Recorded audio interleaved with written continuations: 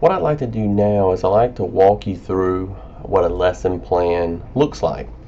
Now, the example I'm going to share with you today has my name on it, but this was an actual lesson plan that a former student submitted in the Elementary Methods course. Now, one of the things I want you to realize from the very beginning is that there are mistakes made on this lesson plan that I will highlight and point out so that when you're creating your lesson plans in the future, you'll know some things to consider and some things to think about as you're creating your lesson plan.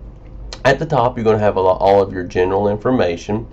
And again, on eCourseWare, you'll find a lesson plan descriptors. In other words, it'll give you a description of what's expected in each of these categories. You'll also notice that everything is bold, but everything that you fill in is not bold. And that way it's easy to identify what you are writing, but it also looks very professional as well. Skill theme. For this particular student, they were doing the sport of volleyball, and so today the skill theme was hitting over the net. The skill theme is volleyball. Hitting over the net is the specific skill that they're working on. Movement concepts, they do a very good job of identifying the different concepts they're going to work on during this class. Location wise, just general space and self space. Directional, right and left, up and down, right and left, forward and backward. And then the actual level, working at a medium level and a high level, which is to be considered in volleyball, especially where you consider where contact is going to be made. Now, you'll notice in your book that you have different skill levels. You have pre-control, you have control, you have utilization, and you have proficiency. For this particular lesson, the skill theme, or excuse me, the skill level was control. Now, in student objectives, you'll notice that this particular student wrote some descriptive objectives, but didn't identify whether it was psychomotor, cognitive, or affective. So be sure to categorize your objectives. And again, with student objectives, more is not always better.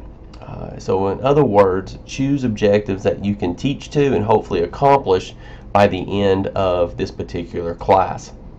The student also does a really good job of listing descriptive cues. You'll notice that the student wrote the cues for the server, for the set, and also for the bump. And again, just as a reminder, your teaching cues are the simple phrases or small words that you can use to help the student better understand the skill that they're trying to learn. And it also allows them to be able to identify what they can work on when they're by themselves or working on the skill at a later time. So you'll notice, for example, with the set, the student identifies bending the knees, triangle with the hands, extend arms and knees, and then also making contact with the finger pads. And these are all things that you probably would have addressed with the students before, but it's good reminders when you're working on the actual skill set. As we scroll down further, you'll notice there are teacher objectives. In this class, each week when you're teaching, you will have a focus. So your teacher objective should be easy to write because it's going to be based on what the objective is for that week. With equipment, be sure to be very, very specific. When you look at your lesson plans in the future and you see the word polyspots, well, your first question is going to be, well, how many do I need for this activity? So be very descriptive when you're writing the amount of equipment that you will need. Protocols, again, when we think about protocols, we're thinking about routines that's going to help you with the flow of your class and also save you time that can be used elsewhere. The protocols that this student wrote out were go, freeze.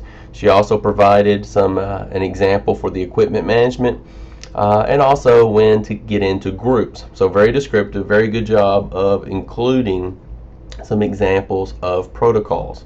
Now we get into the meat of the lesson. You will notice that this particular student on the first category, instant activity and warm-up, it's blank because for this particular lesson they excluded the warm-up because of the amount of activity they needed to accomplish, because this was later in the unit plan and so they had a lot of things that they wanted to do, so they skipped the warm-up and went straight into the activity. So please remember to include your instant activity. Also, you'll notice that one of the elements that this particular student left out was the amount of time in each of these categories. Now, you're probably not always going to stay on time, but it is very, very important to identify how much time you think each one is going to take, because it gives you a goal and it gives you something to reference in regards to your teaching. On the set induction, you want to be very descriptive. So you want to write out exactly what you're going to say. Your set induction typically is not going to be longer than 5 minutes, because we want to keep it brief and we want to get the students into the activity. I will say this on the organization category. This particular student was too brief in their organizational explanations. Again, be very descriptive. For example, where do you want them to be during the set induction? Okay, where do you want yourself to be standing or talking during the set induction? So from an organizational standpoint, think of all the things that need to be addressed during this part of the lesson. Guided questions, you'll notice that the student did a good job of thinking of a variety of questions to ask. Same as the above on the organizational column. One of the reasons I say same as above is because guided questions typically occur during the set induction. So if that is the case, then it is okay to include the reference of same as above. Your informing task is going to be the very first task that you do with your students. Again, be very descriptive.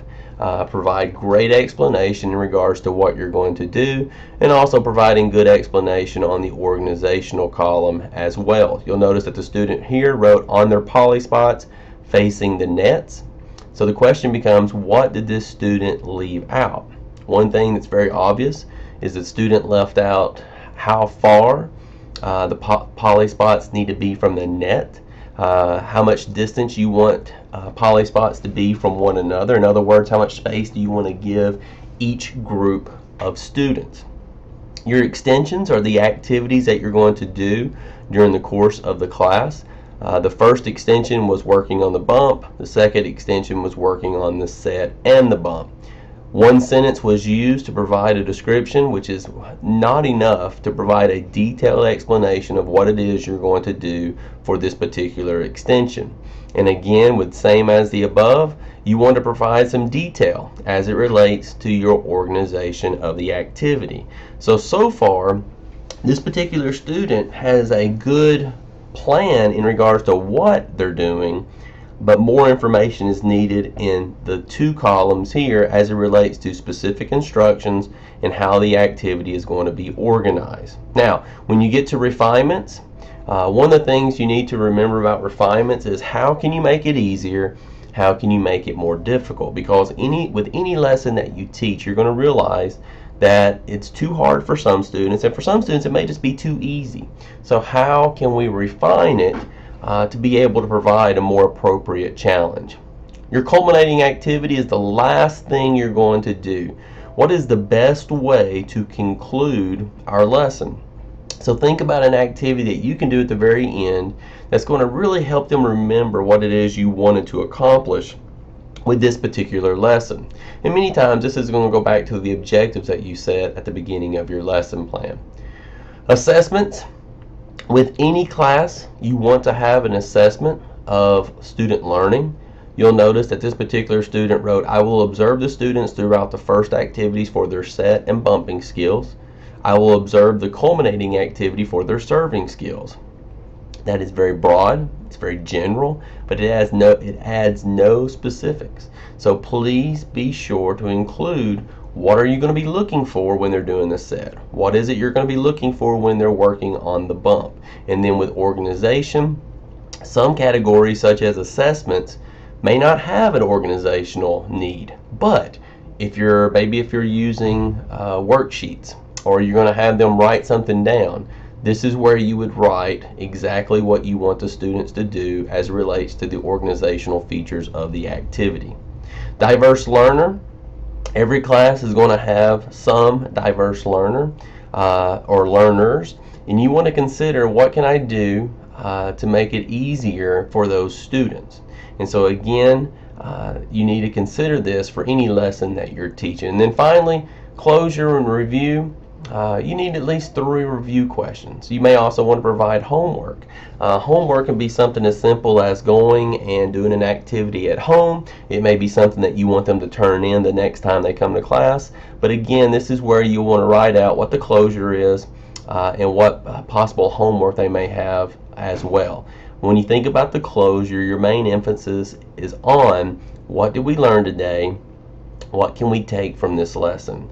Here's how you want to consider the closure. If a student was going home later that afternoon, would they be able to recall what they learned and be able to tell their mom and dad about that learning? And if we can do that, if we can accomplish that, then that is incredibly great for any physical education teacher to accomplish.